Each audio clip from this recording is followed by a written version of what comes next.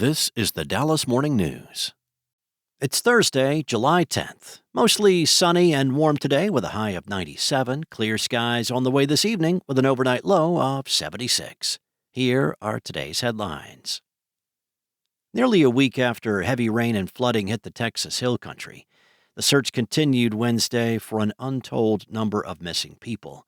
Officials warned that the full extent of the catastrophe has yet to be revealed, and unaccounted for victims could still be found amid the massive piles of debris in the area that stretches for miles. Early Wednesday evening, Kerr County also said that a flash flood advisory had been issued for parts of the county, including previously hard-hit areas such as Ingram and Hunt.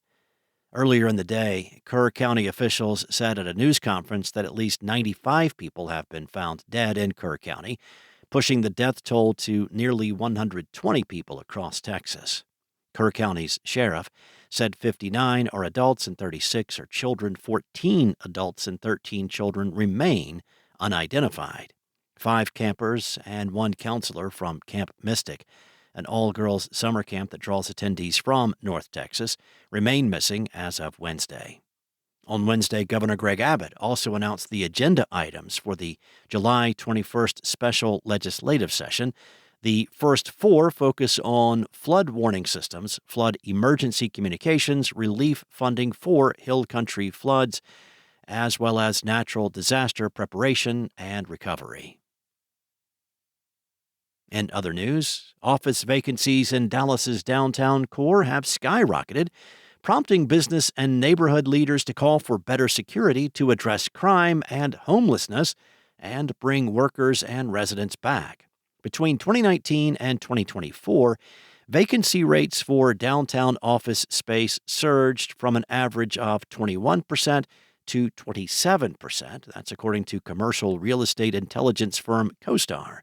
Some blame aging buildings, a lack of amenities, and parking. For others, safety concerns, or at least perceptions of safety concerns, are driving people away from the city's historic business district. Neighboring Uptown, with buildings considerably newer than downtown, demands higher rents and has a vacancy rate under 20%. Another 2 million square feet of office space is set to come online in the next 2 years, nearly 75% of the city's total office construction pipeline. In downtown, that number is 0. According to Downtown Dallas, Inc., a public-private nonprofit organization addressing crime in the area, has the potential to recover $4 billion in lost property values. Next up, Dallas Area Rapid Transit is proposing the largest cuts in the agency's 40-year history, and riders are pushing back. Hundreds packed the halls of DART's downtown Dallas headquarters on Tuesday, sharing their frustrations over nearly $60 million in proposed cuts to the agency's buses, trains, and on-demand services, along with fare changes that would leave riders paying more. The proposals would help DART balance its 2026 budget, which is expected to fall more than $78 million short of available revenues. But Dallas-Fort Worth residents who rely on the system say they will limit their ability to get to work, school, and obtain medical treatments.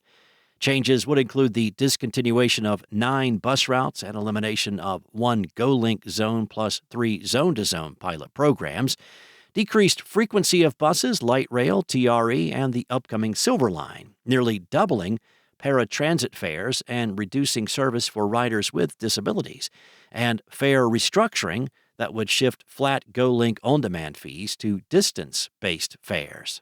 Tuesday's hearing was the culmination of more than a year of tension over how the agency handles its finances.